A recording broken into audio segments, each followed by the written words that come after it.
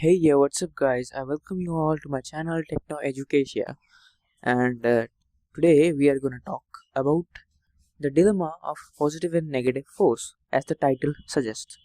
But before we start, I'm just gonna clarify that this particular assertion which we are putting over here has been taken as an excerpt from a reference book of class 11th, where we found that particular detail. Okay, so without any delay, let us just enter into the topic and release the power of physics, release the sweetness of physics, release the interest of physics. Okay, so let's start. So basically, when you ask me what force is, the very definition suggests a push or a pull or an agency which tends to change or changes the state of rest or motion of an object, or tends to change the shape of an object when it is being applied on that particular object.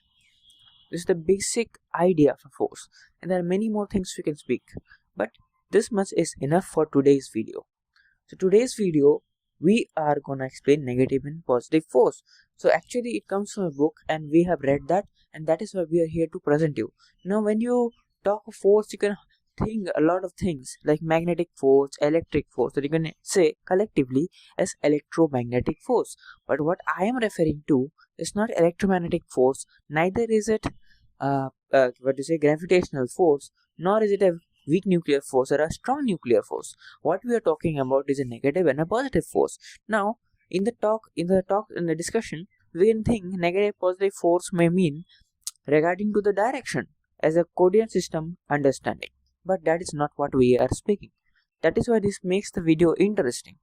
Okay, so what we are talking, we generally know that force is a polar vector, that is, there is a point of application of that particular vector, right? So we are not going to talk about polar vector, but we are going to talk about positive and negative force, and this is different from that vector understanding of positive and negative force, that is in the sense of direction. What we are talking about is actually attraction and repulsion. Now this is where it makes it interesting. This is a very small fact, but I thought I must share this thing because very few people talk about this, right? So here we are. So now coming to the classification of the force. Now in simple terms, we can say force can be categorized into two simple types, right? Negative and positive. Now you might think, are we talking about charges? The answer is no. We are talking about force. So what is that?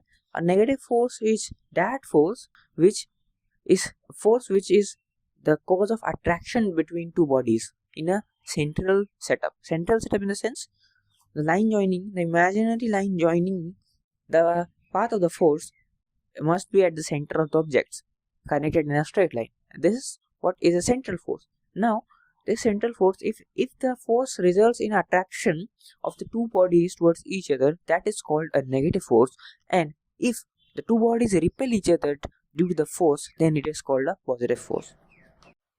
Now the examples of positive and negative force can be given very simply of charges. Now when you speak of charges, a positive and negative charge comes in, but this somehow differs in the naming category.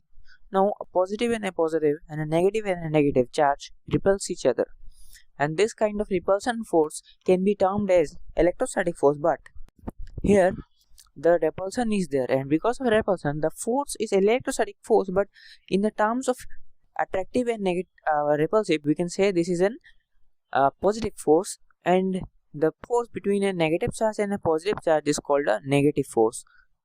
However, these are electrostatic forces, but in terms of attraction and repulsion, we can name the forces as positive and negative. Hope you have understood. If you have any delegations where you can think like this is not correct, you can just have a discussion, and that's all. And before we wind up, I want to say that this convention is valid for two bodies in interaction, and it generally is used in electrostatics, gravitation, and all the related subject matters. So thank you for listening.